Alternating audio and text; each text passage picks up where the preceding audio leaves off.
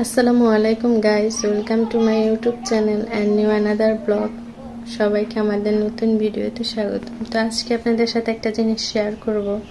আমাদের ফরিদপুরে গত 10 তারিখে মানে 10 ডিসেম্বর একটা বাচ্চা নিখোঁজ হয়। সেই বাচ্চাটার সাথে কি জঘন্যতম কাজ হয়েছে সেটা আপনাদের সাথে শেয়ার করব। তো সেটা জানতে হলে কিন্তু আমাদের পুরো ভিডিওটা দেখবেন, ভিডিওটা কেউ স্কিপ করবেন না। আপনাদের সবার জন্য গুরুত্বপূর্ণ একটা ভিডিও, বিশেষ করে যাদের কন্যা সন্তান আছে। সো আমি রিকোয়েস্ট করব সবাই ভিডিওটা দেখেন। ধর্ষক বর্ণনা দেয় 7 বছরের শিশুকে ধর্ষণের পর হত্যা মেনে নিতে পারেনি এলাকাবাসী। এরপরই উত্তেজিত হয়ে ওঠে তারা। এক পর্যায়ে ধর্ষককে মারধর শুরু করে। জনপ্রতিনিধি উত্তেজিত জনতাকে আটকানোর চেষ্টা করেও ব্যর্থ হয়। গণপিটুনিতে ঘটনাস্থলে মৃত্যু হয় ধর্ষকের। 11 ডিসেম্বর সন্ধ্যায় চাঞ্চল্যকর এই ঘটনা ঘটেছে ফরিদপুর সদর উপজেলার অম্বিকাপুর ইউনিয়নের চরনসিপুর গ্রামে। শিশুটির নাম তাহিয়া। সে স্থানীয় জিয়া মোল্লার মেয়ে। তাহিয়া চরনসিপুর সরকারি প্রাথমিক বিদ্যালয়ের প্রথম শ্রেণীর শিক্ষার্থী ছিল। নিহত শিশুটির বাবা জানান, ধর্ষক সম্পর্কে তার চাচা। সে হলো খালি পিছিয়ে থাকে আর খালি পাশে হাত দেয়, পিছিয়ে পিছিয়ে থাকে, কোনো কথাই বলে না। উনি কি আগে আসবে না, উনি হলো আমার দাদা। আর উনি আসবে আগে আগে না, যে আসলে মেয়েটা গেল কোথায়, ও তা না গিয়ে ও খালি পিছনে পিছনে থাকে, খালি পিছনে পিছনে থাকে। পুলিশ আসে, তারপরে ঘরের ভিতরে যায়, খুঁজতে খুঁজতে বস্তার ভিতরে পেয়ে গেছে। গণপিটুনিতে নিহত ব্যক্তির নাম মোহাম্মদ হায়দার। স্থানীয়রা জানান, এর আগেও হায়দার ধর্ষণের দায়ে জেল খেটেছেন। আর স্থানীয় জনপ্রতিনিধি জানান, গ্রাম পুলিশ ফোনে শিশুটির নিখোঁজ হওয়ার কথা জানালে আশপাশের পুকুরে খোঁজার কথা বলেন। পরে কোতোয়ালি থানার ওসির সঙ্গে যোগাযোগ করে তদন্ত কার্যক্রম শুরু করেন।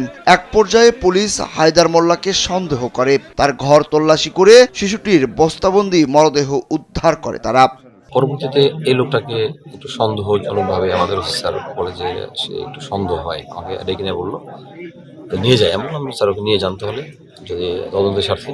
পরবর্তীতে আর একটা টিম আসার পরে তাকে নিয়ে তার ঘরের মধ্যে গেলে পারে 5 মিনিটের মধ্যেই সে লাশ সেই বলে দিয়েছে লাশ পাওয়া গেছে।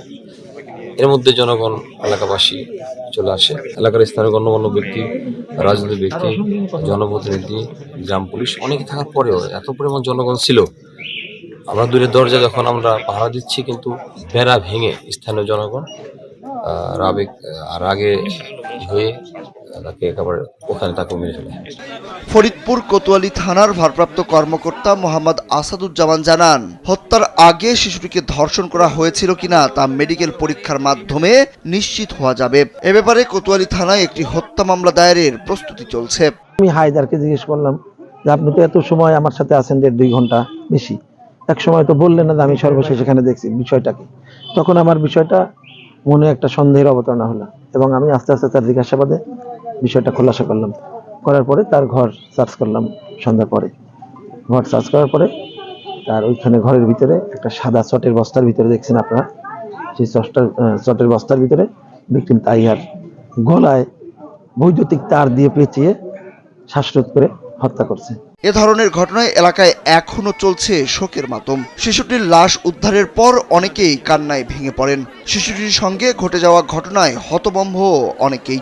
আর যেন কোনো শিশুর সঙ্গে এমন ঘটনা না ঘটে, তেমনটাই চাওয়া এলাকাবাসীর।